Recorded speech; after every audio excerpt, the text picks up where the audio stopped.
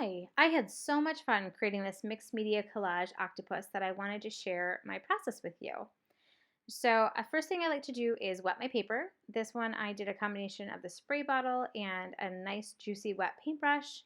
Then I start dropping in the watercolor, working with different oranges and reds and cadmium reds, and really let the color and the water play. And was really trying to build up some really vibrant color because I really wanted a lot of color down to make the different watercolor techniques visible later on. So the ultimate goal is I wanted to create a textured watercolor paper, a decorative watercolor paper that was reminiscent of the coloring of the Giant Pacific Octopus because I knew that I was going to use this paper for that artwork.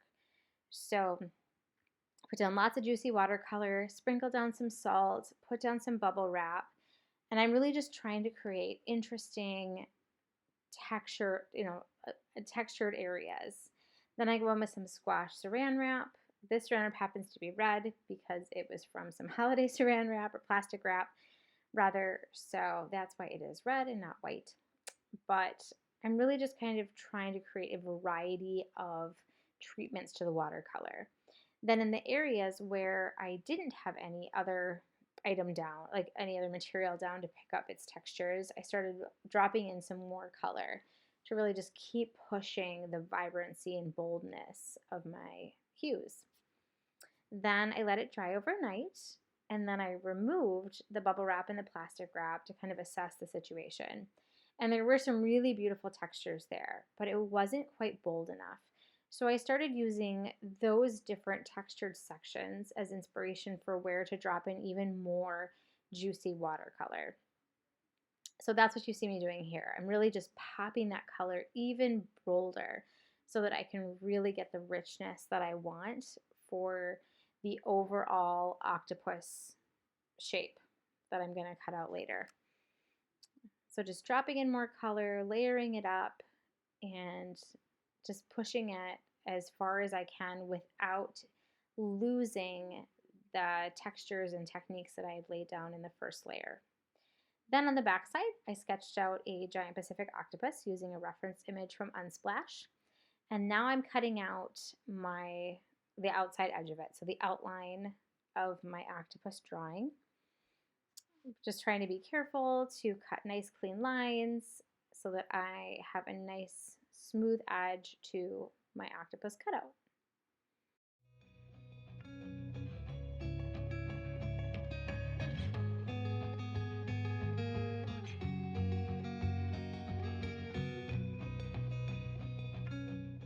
Now, working again on the back side, I am going over my pencil lines with pen.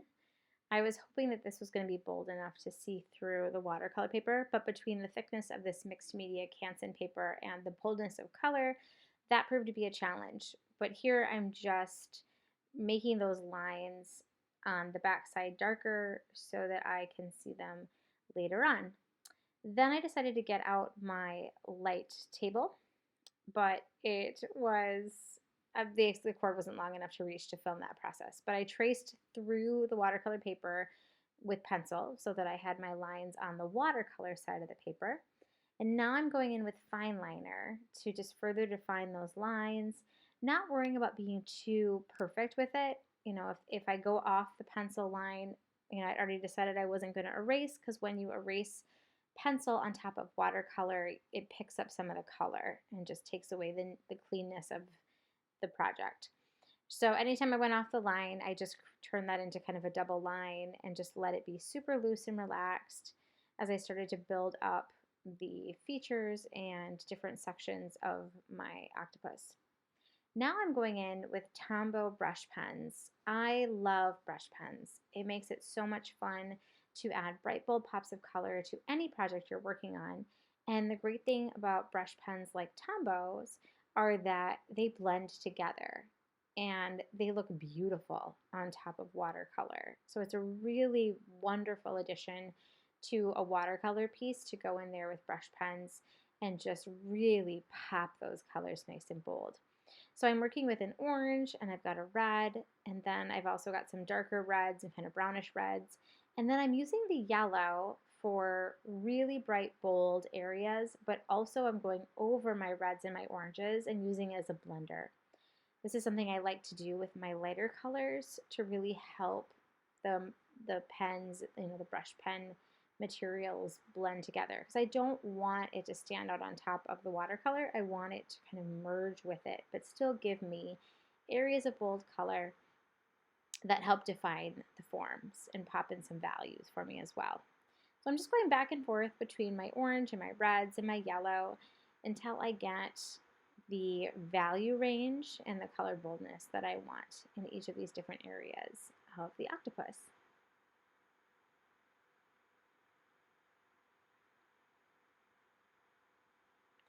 The other interesting thing is I was not using a waterproof fine liner. So the inking lines that I had done originally started bleeding out, but I knew that was going to happen. So I knew areas where I wanted to be a little more careful with the brush pen so that I didn't bleed out my definition. But then I also wanted to use that play of fine liner bleed out with the brush pens to further enhance the values. So now I'm going in with the fine liner to really add some texture, as well as pop some darker values in there to continue to define and form the areas of the octopus, especially where the tentacles overlap.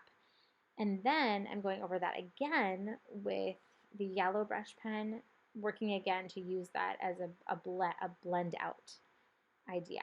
So I'm intentionally blending out and smearing and bleeding out the fine liner to further enhance my darkest values and to soften up some of my fine liner work earlier. And then just continuing to go back and forth and playing between the fine liner and the brush pen until I get all of the values and textures and little nuances that I want in all the parts of my octopus. Now it's time to create the ocean.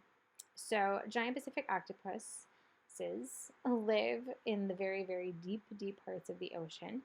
So now I'm taping down and prepping a second sheet of mixed media Canson paper. This time I'm going to lay down a lot more water because I really want the colors to play and bleed. Now I'm dropping in some India ink. I love dropping in India ink onto a wet surface. The bleed is so incredible. I just love it. If I was using this for something else, I wouldn't have continued pushing it like I did. I would have let it be what it was. But I wanted this to be the ocean, and I wanted to really fill it with bold color. So I dropped in some Blick liquid watercolor blue to add the variation. And now I'm going over it with the saran wrap. But unlike the octopus, where I bunched up the saran wrap, now I'm pulling it vertically. So you'll see I get those lines after it dries, and I can take the saran wrap off. So how you put down your plastic wrap will impact how the watercolor effect happens. So you can check out more about this in my Splisher class, Intuitive Art Making, Simple Watercolor and Ink Techniques, if you want. And I'm going to be doing a lot more of these technique videos on my YouTube channel also. So back to the octopus. Now I'm using some PVA glue because I want to attach it to the ocean. So I've just painted all over the back areas of him. I filled all parts of him, so I really knew he'd be attached well. And now I'm pressing it down. I pre-planned where I wanted him to go in the ocean background paper, so there wasn't a lot of thought that had to happen there. And now I'm going to lay down some scrap papers from the printer that I have on hand and get a couple of heavy books to really ensure that as that glue dries, that octopus attaches really well to the background paper. And then I let this sit for about 30 minutes or so. It didn't take long at all. And then I pop off the heavy books and the copy paper, and he is all set. I love him so much. This was an incredibly fun project to work on. I really loved taking the mixed media techniques that I love dearly and using it for this piece. We had read a book in our neighborhood book club called Remarkably Bright Creatures, and it was a fabulous book. Highly recommend it. And this was an octopus that I was asked to make an octopus artwork for our next book club meeting where we discussed the book. So this is my octopus inspired by that story about Marcellus, the octopus. Hope you enjoyed finding out about these techniques, and I'll see you next time.